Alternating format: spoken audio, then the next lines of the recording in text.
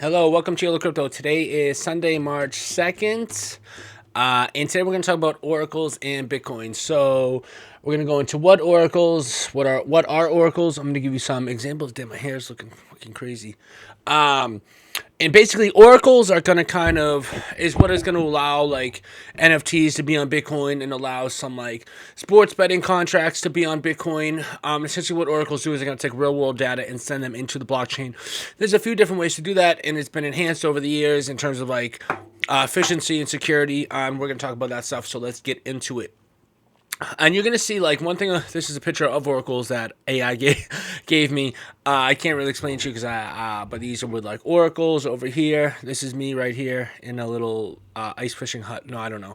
But anyway, you're gonna hear like there's a big thing like people don't want, or there's a lot of like maximalists that don't want things built on Bitcoin. Like they don't want any smart contract capabilities because it lowers security, right? But oracles don't really lower security, but still, like people like to think of Bitcoin as like the store value blockchain. And I think that's true, but still, I think we can get some more utility out of Bitcoin than simply a store of value. And I think it would be pretty cool to have some NFTs on Bitcoin, like the elite NFTs, if you understand what I'm saying.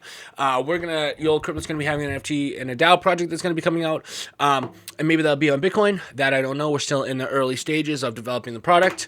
But I will keep you in tune. So let's get started here. So what's an oracle? So, geez, let me move this paper here.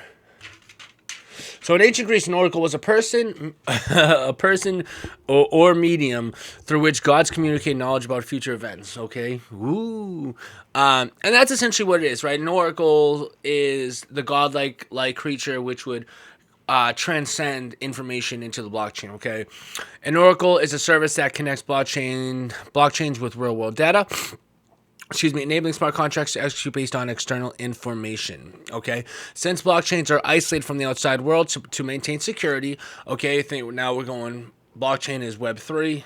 The web would be Web 2. Okay, oracles are necessary to import off-chain data like prices, events, or external information.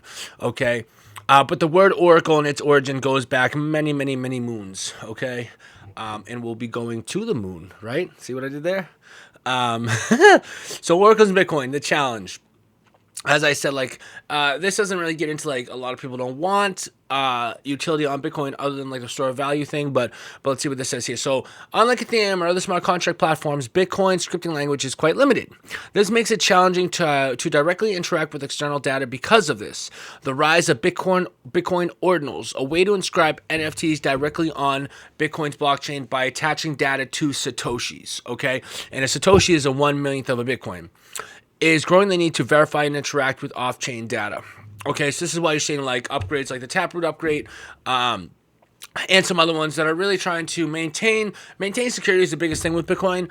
And like anything extra we can get out of it without doing like a hard fork or any major like upgrades that are gonna like diminish security is important. Because people don't want that. Like, do you think Michael Saylor wants like people to be flooding the Bitcoin network high in transaction fees because of a bunch of NFTs? No, and that's kind of like the argument. So let's see. Let's move on. So brief history of oracles.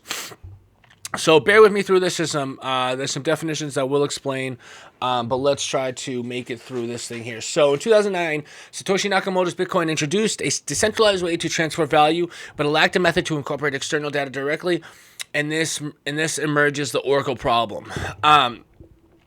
It's funny to think that Bitcoin came out so much earlier than Ethereum. You would think that like there would have been. That shows how like Vitalik is just so revolutionary because he saw the problems. I'm not even going to say problem.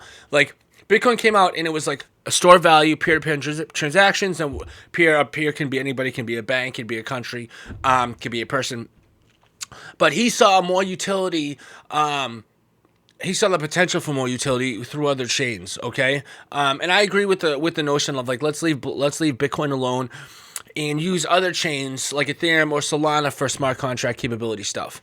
In 2012, early solutions suggest using third parties to bring off-chain data on-chain, but this conflicted with decentralization principles. So again, we're still talking about Bitcoin. There's no other coin yet in 2012. 2013. So Bitcoin's first Oracle-based projects using multi-sig, that should be multi-sig transactions to deliver data. Okay, and a multi-sig is basically you need two signatures to verify transaction. Now in 2015, we have the launch of Ethereum. Okay. Onto Ethereum in 2017, so it's the Chainlink ICO. If you know Chainlink, so Chainlink is all about Oracle's. The key innovations were aggregation contracts and trusted execution environments. So basically, TEE, the trusted execution environments, basically enhances security for bringing data that's off-chain to on-chain. Okay, then in 2020, we have multi-chain oracles and expansion, cross-chain interoperability, the chain speaking with each other, and then CCIP, first-party oracles. So that's the type of oracles where the data provides themselves to directly publish. The data providers directly publish on-chain as opposed to involving intermediaries. Okay, that's first-party oracles. And I know this is boring. Let's just get through it. In 2022, oracles on Bitcoin. So that's when you really start having conversation about like what are oracles, and people really started finding, like making NFTs on Bitcoin. But still, it's not like you go to like OpenSea and there's a whole flood of NFTs like on Bitcoin. People just simply aren't doing it, and it takes more technical know-how in order to do that.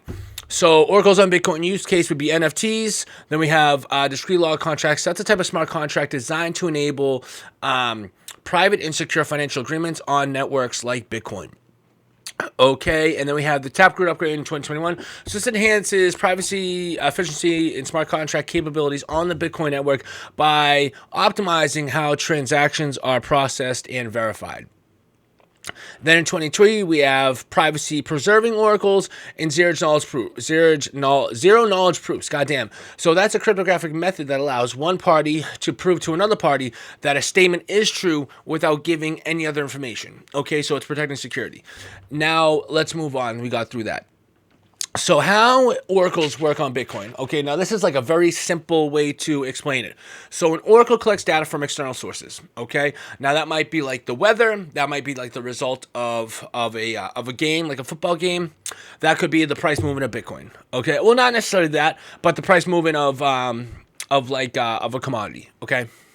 It generates a cryptographic proof, which is a signed message confirming the authenticity of the data. And you can have oracles that communicate and validate within each other. So the proof can be inscribed into a Bitcoin transaction, okay? A transaction that's verified by the Bitcoin network through signature checks. Okay, so the proof can be inscribed into a Bitcoin transaction that's verified by the Bitcoin network through signature checks. Okay, so with Bitcoin, you can't just have like one node or one thing verifying transactions. They all communicate with each other, and that's where you get the decentralization and the security. So then the data gets inscribed onto Satoshis, so directly onto a transaction using ordinals, making it publicly verifiable on-chain. Now, if you think theoretically, let's say there were so many NFT projects, you would use up all the Satoshis. That in theory could happen, but it realistically wouldn't happen because every NFT is going to take up a Satoshi, right? And then discrete log contracts, DLCs, are a way to enable conditional payments on Bitcoin based on Oracle data. So you can, like, oracles are really opening up the option to have like sports betting on chain, the use of smart contracts, things like that. So let me give you some use cases and some limitations. We're going to end it here. I know this is a short video, but all this stuff is right. And if you want to understand, this video is going to kind of explain it to you in a way that is simple, I think. So if you had a digital card game, you can use an oracle to inscribe real-time player statistics or match results directly into the NFT. Okay? Contracts paying out individuals based on Bitcoin's price on a specific date. Okay? So if you wanted to have, like, sports betting, right? That would be one, like, person A is going to pay person B if the Patriots win. We're in New England. So if the Patriots win by the spread over 7 points, which is the spread, it's gonna execute that transaction, okay? Limitations. So trust. So like Ethereum, where there is decentralized oracle networks, which would be Chainlink, Bitcoin's ordinals rely on single sources or multi-sig protocols, which can be less decentralized. Complexity. The limited scripting of Bitcoin makes Oracle integration more complex compared to other blockchains. And that's true. And that's why you don't see a lot of development on it yet, because it kind of takes like, there's not many like sites to like trade Bitcoin NFTs. If you want to make like a DAO, or you want to make like a DEX, they're like doing it on Ethereum. There's so many like what's the word I'm looking for? So many like